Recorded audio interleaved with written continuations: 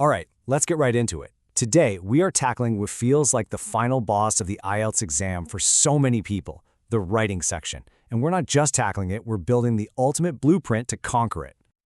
So, let me ask you something.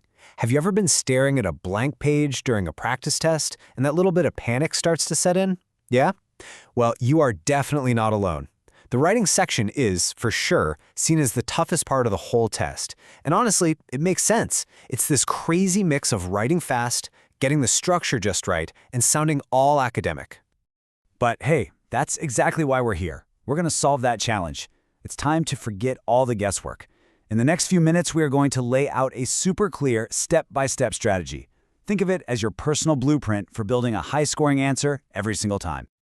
Okay, so here's the plan. First, we'll look at the big picture, the IELTS writing blueprint itself.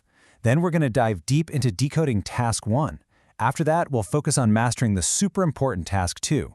Then we'll cover the secrets to unlocking a really high score, and we'll wrap it all up with a final checklist you can take with you. All right, first up, let's decode Task 1. I want you to think of this as your 20-minute mission. Your job here is simple, but it's also absolute. You need to present a factual, objective report on some kind of visual. And that's it. No opinions, no guessing what might happen next, just the facts, the key features, and the trends you can see. Now this is where you really get to show off your English skills. This table breaks down the exact kind of vocabulary you need. So depending on what they give you, a chart, a map, a diagram, you've got to use precise, high-level language. For example, with a graph, don't just say it went up. No, say it's skyrocketed. If you're looking at a map, describe the changes with powerful verbs like demolished or converted into. See the difference? This is how you show the examiner you've got a great command of the language. When it comes to structure for Task 1, listen up because this is non-negotiable if you want a high score. It's a really simple but powerful 4-paragraph formula.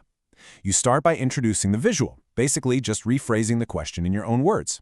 Then you write that supercritical overview.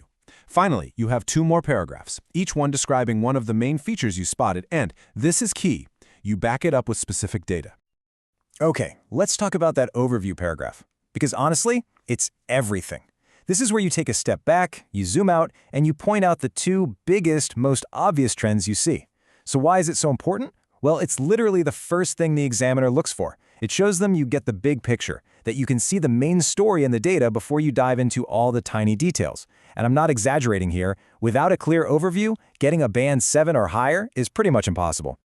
So how does all that compare to the next part of the test? Well, this right here perfectly shows the big shift you have to make for Task 2. You're completely switching gears. You go from writing an objective summary to building your own full-blown argument. You've got to write more, you get double the time to do it, and this is the big one, it's worth double the marks. And just look at this chart. This is exactly why your strategy matters so much. Task 2, it makes up a whopping 2/3 of your entire writing score. This visual makes it crystal clear, right? Task 1 is important, don't get me wrong, but your performance on Task 2, that's what's really going to make or break your final band score. Okay, let's move on to our next section, Mastering Task 2. This is where you get 40 minutes to write a proper academic essay, and the goal here is totally different from Task 1. Now it's all about you building a strong, well-structured argument based on the question they give you. You're probably going to see one of these 4 common types of essays. You've got your agree/disagree, discuss both views, and so on. Now each one needs a slightly different game plan. Are you supposed to take a strong side, discuss both points of view fairly, or come up with some solutions? The most important thing is to figure out which type of question it is right away and then build your essay to match it. And just like Task 1, there's a classic structure for Task 2 that just works. The 5-paragraph essay is really the gold standard here. You kick things off with an introduction that has your all-important thesis statement.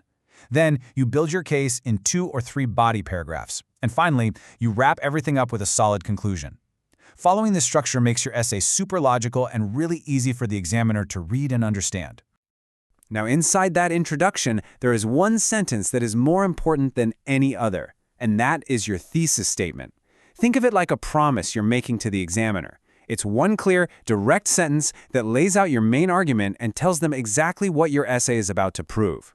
A strong thesis is like a roadmap. It shows the examiner you know where you're going and you have a clear plan to get there. Okay, so you've got the structure down for both tasks. Awesome. Now let's talk about unlocking a really high score. This is where we get into the finishing touches. The little details that take an answer from good to great and really push you up into that band 7 and beyond territory. First things first, cohesion. This is just a fancy word for how you connect your ideas so that everything flows smoothly and logically. I mean, look at the example. Instead of something basic like also, a top-tier response might use a phrase like, furthermore, it is often observed that. It's not just about connecting sentences, it's about adding that sophisticated academic feel to your writing. Next up, we have lexical resource. Again, sounds complicated, but it's really just about your vocabulary. The goal here is to be precise, to use less common, more academic words. So instead of saying something simple like, a lot of people feel bad about pollution, a band 7+ answer would be more like, a substantial proportion of the populace expresses deep apprehension regarding environmental degradation. Wow, you can just hear the difference, right? It's so much more impactful. And that brings us to maybe the most practical tip of the whole day, managing your time. This 20-40 split, this needs to be your golden rule. You have got to be disciplined about it.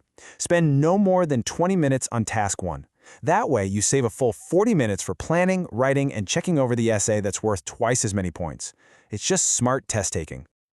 Whew, we've covered a lot of ground, haven't we? So for our last section, let's pull everything together into one final checklist. This is the core of the blueprint. The key takeaways you can basically carry in your pocket right into the exam room. All right, here it is, the blueprint for success. Remember, Task 1 is your 4-paragraph objective report. Task 2 is your 5-paragraph argumentative essay. The most critical, can't mess it up parts are the overview in Task 1 and the thesis in Task 2. You have to stick to that 20-40 time split like your life depends on it. Level up your language with that advanced vocab and those smooth connecting words. And please, never, ever forget, Task 2 is worth 2/3 of your score. That's where you need to shine. So there you have it, a clear, structured blueprint to help you succeed in the IELTS writing section. We've covered the theory, we've laid out the plan. Now the only question that's left is this. You have the blueprint, so what are you going to build with it?